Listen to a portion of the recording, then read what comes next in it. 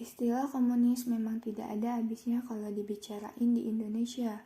Mulai dari isu-isu pengintaian PKI, poster-poster PKI, dan sebagainya. Sekalipun sering bicarakan tentang komunis, kita mungkin jarang mendengar tentang Uni Soviet. Selain kisah-kisah heroiknya, dalam Perang Dunia II, Uni Soviet merupakan negara komunis pertama yang berhasil muncul sebagai negara adidaya setelah berakhirnya Perang Dunia II. Sebagai pewaris dari Kekaisaran Rusia, Uni Soviet berhasil memperluas wilayahnya hingga ke Eropa Timur melalui berbagai negara satelit, mungkin lebih dikenal dengan istilah Pakta Warsawa. Uni Soviet sangat terkenal akan kemajuan dalam bidang teknologi dan militer. Dalam bidang teknologi, Uni Soviet mampu meluncurkan satelit luar angkasa pertama di dunia. Satelit itu bernama Sputnik 1. Uni Soviet kembali mengungguli perlombaan teknologi luar angkasa dengan mengirim manusia pertama ke luar angkasa bernama Yuri Gagarin. Dalam bidang militer, Uni Soviet membentuk KGB. KGB adalah nama Badan Intelijen Uni Soviet yang menjalankan fungsi keamanan internal, intelijen, dan polisi rahasia. Selain itu, Uni Soviet juga sangat menonjol di bidang olahraga, salah satunya sepak bola. Ia sering menjadi juara dengan berbahan medali terbanyak saat Olimpiade. Namun, dengan segala pencapaiannya, bagaimana mungkin negara itu bisa runtuh?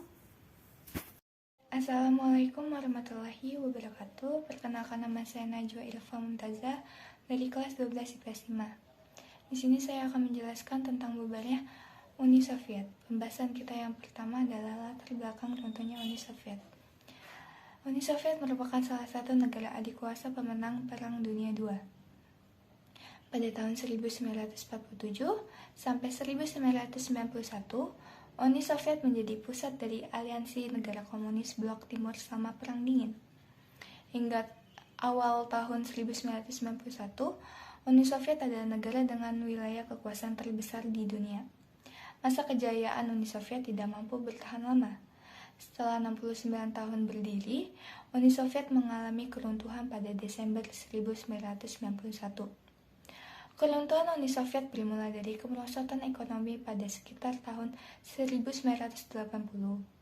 Kemerosotan ekonomi tersebut berdampak negatif pada seluruh aspek kehidupan Uni Soviet.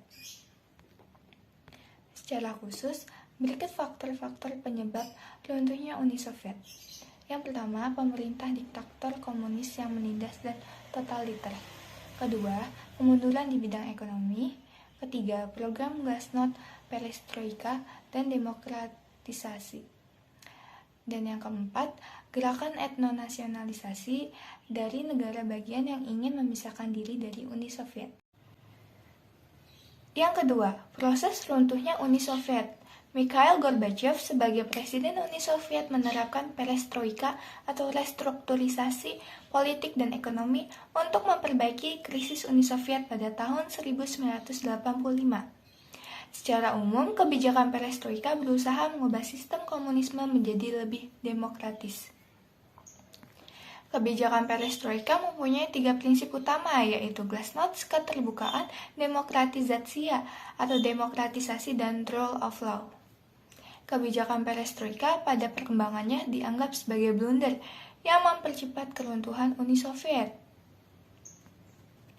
Kebijakan tersebut menyebabkan pertentangan antara kelompok modern, konservatif, dan radikal tentang sistem komunisme di Uni Soviet.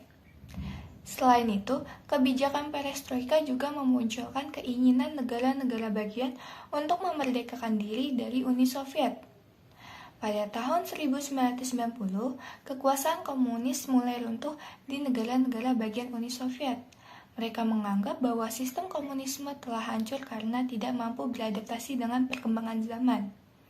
Akhirnya, negara-negara tersebut mulai melepaskan diri pada pertengahan tahun 1991.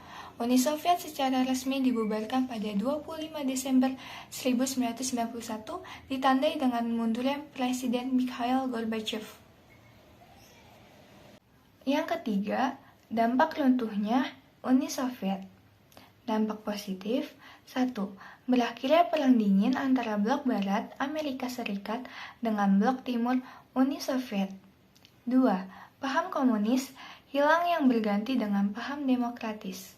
Ketiga, terbentuknya satu negara adikuasa yaitu Amerika Serikat. Dampak negatif: hilangnya paham komunisme di Eropa Timur yang mengakibatkan kekacauan tidak hanya dalam bidang ekonomi tetapi juga dalam bidang politik. Sekian dari saya. Wassalamualaikum warahmatullahi wabarakatuh.